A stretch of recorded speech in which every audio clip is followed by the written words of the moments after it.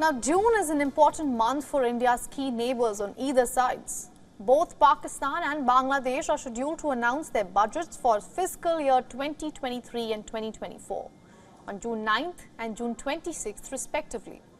As the world grapples under an inflation crisis, we take a look at how both countries have fared so far. The two nations have a long entangled history spanning for decades. It has been 52 years since Bangladesh gained independence from Pakistan. But of late, the economic trajectories of both countries have been on opposite paths. While Pakistan on one hand spirals under fiscal and political crises, Bangladesh has been on the road to sustained growth in spite of the recent pandemic. Now let's take a look at some numbers here. In 2022, Pakistan's GDP stood at close to $377 billion, which was surpassed by Bangladesh by over $80 billion, in spite of being a much smaller country. As of April this year, Bangladesh raced ahead with a growth rate of 5.5% as compared to Pakistan's snail-paced growth of 0.45%. The foreign exchange reserves also tell a similar tale. Pakistan's forex reserve is currently valued at $9.45 billion, while Bangladesh's reserves stand at $31 billion.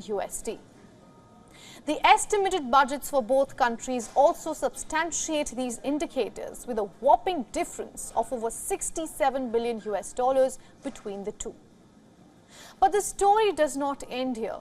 An eagle-eye view of human-centric indices also highlight how Bangladesh has raced ahead in terms of overall economic prosperity.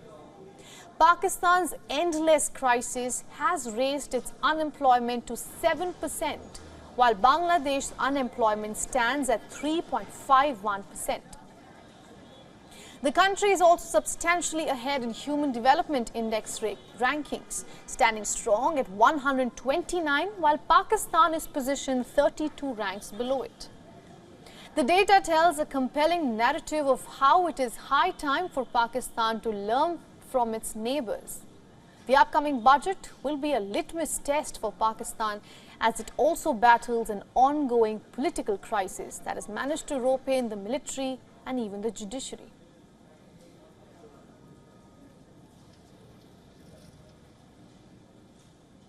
Now for more on this, we are being joined by Syed Javed Hassan, economic columnist and a former chairperson of Economic Advisory Group.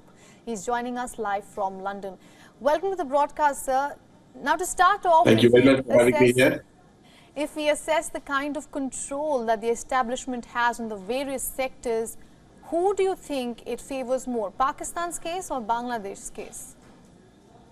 I think Bangladesh is miles ahead in just about every statistic you look at it, but overall also in terms of the human development you can see. But I think more than anything else, it's really the governance structure.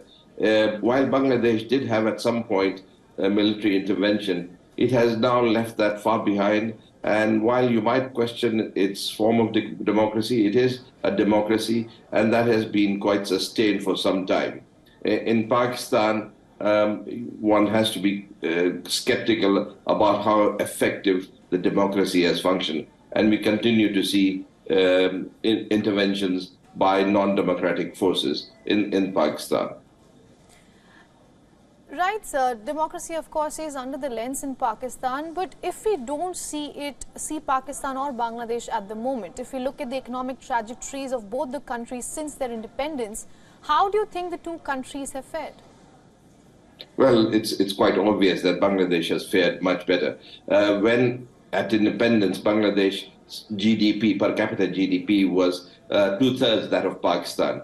Today, it's almost 80% higher. It's about $2,700 per capita. Pakistan is struggling at around $1,500. So over the last 10 years, Bangladesh has sustained, on average, about 6% GDP growth in real terms. Pakistan has struggled to even maintain about 3%.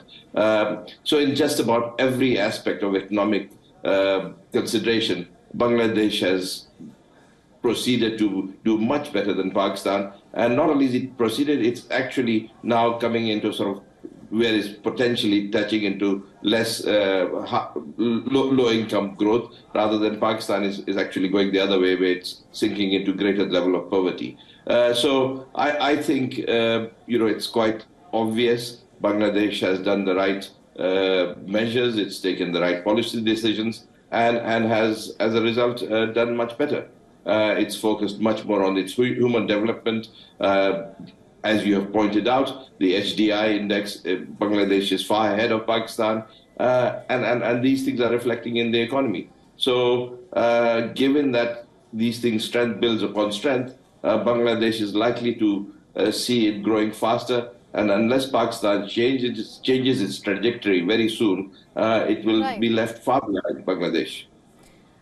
Exactly, that's exactly what I was coming at. Since you are such a staunch critic of how Pakistan has fared, bring in your expertise here, sir. How can Pakistan change its trajectory, as you call it?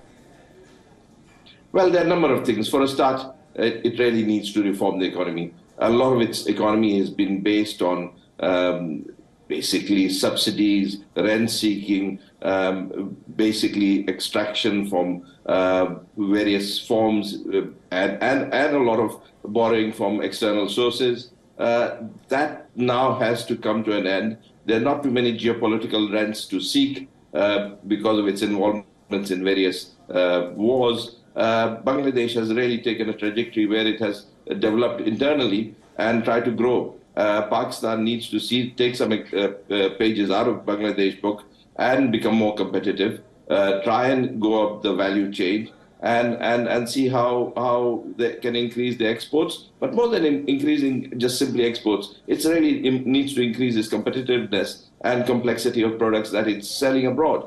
But behind all of this, it really also needs to take a page out of Bangladesh books in terms of being a much better democracy than it has been so far. All right. Thank you for getting us all those insights, Mr. Syed. Thank you very much for having me on. Absolutely.